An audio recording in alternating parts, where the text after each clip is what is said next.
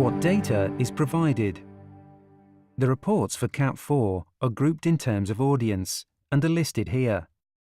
In this module, we will look at examples of each of the report types.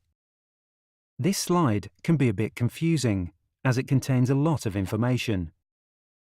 So let me give you a brief rundown of what is included.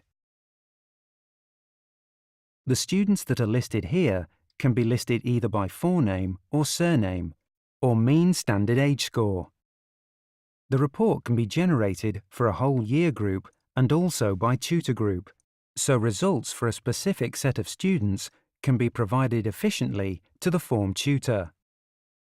If you list pupils by mean standard age score, then the group rank will be in descending order. If a score seems unexpectedly low, check that the student attempted all the questions.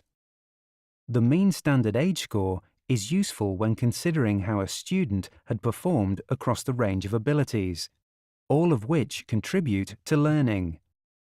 However, a mean score may mask high or low scores in parts of CAT4.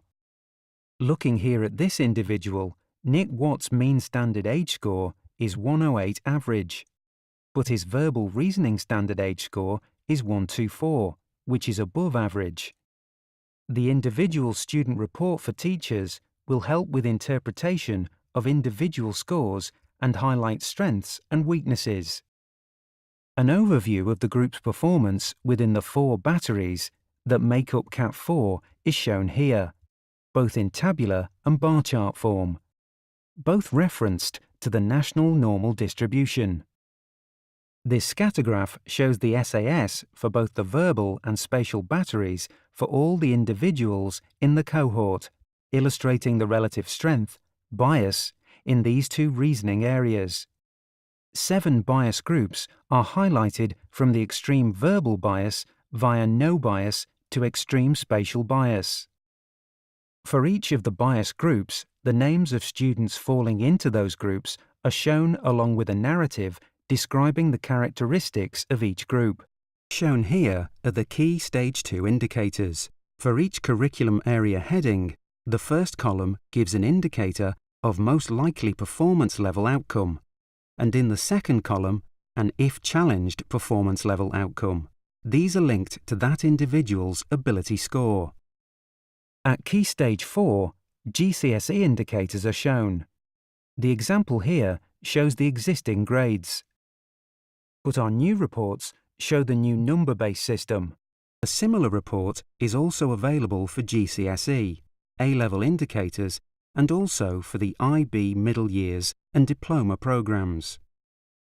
On the individual student report for teachers, individual performance in the separate batteries of the assessments are shown.